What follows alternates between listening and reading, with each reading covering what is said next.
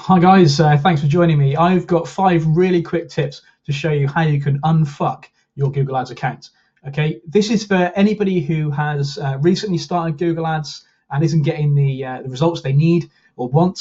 It's for people who have got an account which has been running for a while and it's just not working for you. Maybe you've spent a few £100s a month and it's just not performing the best. Maybe your cost per click is too high or cost per conversion is too high, and you're just not seeing the results that you were hoping. It's also for people who have got an agency who's working on your Google account, and it's just not working. Maybe you're just taking it away because maybe they're charging too much, or maybe you just wanted to bring it in house, and you've realised that it just hasn't been working. Okay, so here's 5 quick tips on how you can get it to work. Okay, first of all, is make sure you're using expert mode. Okay, so when you start up your Google account, first thing you're going to see is it's going to come up with what your outcomes are going to be. Okay, at the bottom it says that you're experienced using Google Ads. If it's a brand new account, make sure you're using that. If you've already got your Google account running, then just contact Google via the live chat or via their phone number, and you'll be able to request that it's moved over to expert mode. Okay, Google Ads Express, a lot of people just use straight away. I've recently taken on 3 new clients who have been using Google Ads Express, and you just can't optimize it as you'd want to. Okay, so make sure you're using Google Ads expert mode, as they call it.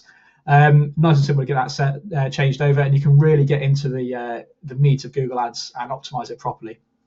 Okay, second thing is to structure your campaign properly. Okay, so the foundation of performance marketing and PPC is the structure and how you want things to work. Okay, so things you need to look out for straight away is how many keywords are in the ad groups. Okay, if you've got thousands of keywords and they're not relevant to the ad group, then you're spreading yourself too thin. Okay, you might, if you're a small business, you might only want to run one campaign if you've got a smaller budget. So make sure you've got more ad groups and split the keywords into those ad groups. Okay, are those keywords inside those ad groups relevant to each other? Okay, so if you're a plumber, something like that, make sure that you've got keywords all relating to emergency plumber in one ad group, or relating to boiler repairs in another ad group, boiler servicing in another ad group. Okay, don't pile them all into one ad group, because otherwise they're going to be not be relevant to each other, and your quality score is going to suffer. And that's the number one thing that I always see, is that cost per clicks are being driven up, and therefore your cost per conversion is being driven up because the quality score is crap. That's what I see all the time when I'm working with clients. So that's one thing you need to look at. Okay. Another thing is, are your keywords relevant to your landing page? Again, we're going to take the plumber example because it's a nice and simple one. Is your emergency plumber campaign, your emergency plumber keywords relevant to your emergency plumber landing page? Okay. Don't send it to your homepage, whatever you do, because that's not going to work. All right. You need to be building individual landing pages for each individual service. Okay, again, something I've been doing recently with some of my clients is really building out those individual landing pages where just those particular ad groups will be sent. Okay, it might take you a little bit more time. You might think it's not worth it, but if you can drop that cost per click down, then that's when you'll really see much better performance. Okay,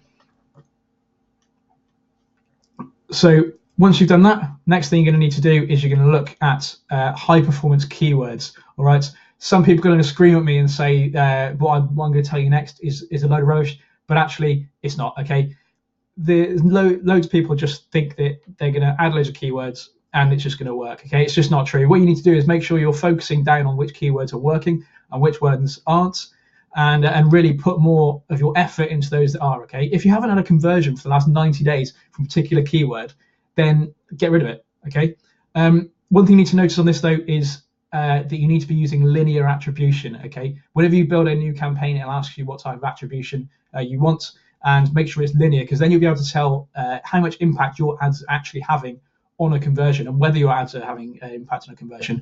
If you use last click or even first click, then you won't be seeing the results that you actually need, and it won't be accurate, and you really can't kind of dial down and see which ones are working, which ones aren't. Whereas linear is going to allow you to see exactly which ones are working and which ones are getting some form of impact on your campaign and on your conversions. Okay, another really big tip is stop using broad match keywords. All right, again, another reason not to use AdWords Express or Google Ads Express, sorry, got a bit old school, is that you can't change the match types. So if you're using the expert mode, as it's called, or just normal Google Ads, then you need to make sure your keywords are set to either exact match or phrase match, or if you need to get extra traffic, you can use modified broad. These match types are going to allow you to dial down and really target the right keywords, and you're not going to be getting erroneous searches like I don't know, plumber in Bristol who has 3 heads or something like that. You know, it's a silly search term, but you know, things like that is going to be really important of what you need to make sure that your targeting is set up correctly. Okay, so make sure you're using exact phrase or modified broad. Okay, another tip, and the final tip here, is to make sure you're optimizing your ads. Okay, you need to continuously optimize those ads. You need to have at least three ads inside each of your ad groups, and that probably includes one that's dynamic keyword insertion, which I'll show you if you want to ask, and I'll do another video on it. You need to make sure that your ad copy is relevant to searches. Again, DKI is a great example of doing that.